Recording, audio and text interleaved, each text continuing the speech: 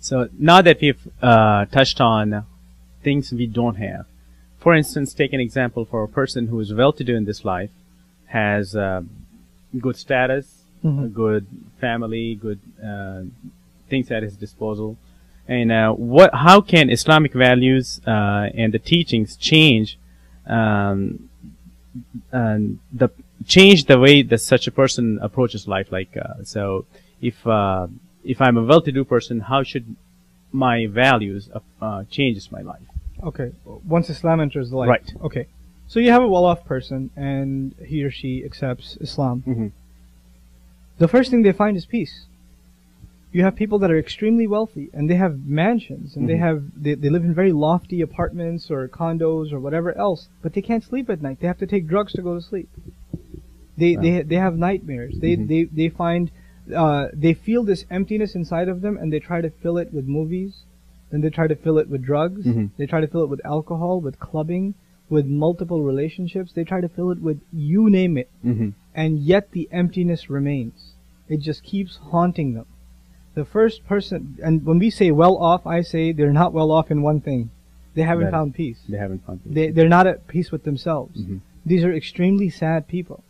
And so the first thing Islam gives you is this peace. You're finally at peace. You found something that is now, your pursuit of everything has withered away, and you found a higher pursuit, a higher purpose, a higher calling. Now that doesn't mean, to be a good Muslim, it doesn't mean you sell your car and ride a bicycle from now on, or sell your apartment and live in a shack or whatever. Islam does not take away from the luxuries of life. You can have them in your hand. All Islam does is it takes them out of your heart. Gotcha. So you can have it in your hand, but not in your heart. But for a lot of people, even if they don't have it in their hand, where is it? It's in their heart. And that's why they're feeling this emptiness. Because no matter how much you get, there's always going to be more. There's something you don't have.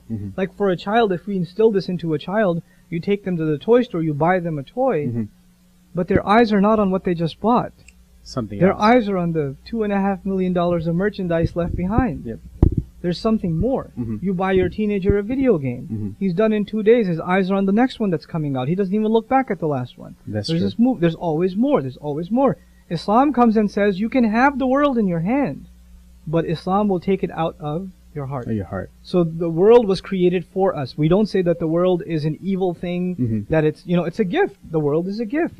The luxuries of life are a gift. You should dress well, you should eat well. There's nothing wrong with any of that. Okay. But if you start thinking that those very things are the reason for which I exist, it is the good clothes, the status, the house, the money, the car, these are the things I exist for, then you've lost your purpose. So Islam comes and says, use these things and use them so that you can find your real purpose. So use these at your disposal, but there's different purpose in life. Exactly. That's what you're saying. Exactly. Okay, and this is more psychological. Once yeah, you find we call it spiritual. In modern terms, you can call it psychological. It's a change of attitude, sure. Okay. Sure. Okay.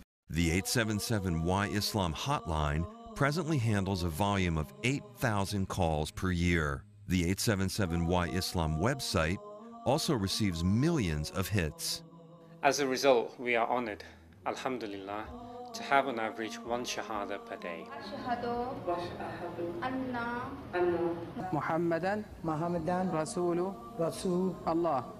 That means I bear witness that there is no God but Allah, and Muhammad is the last messenger of Allah.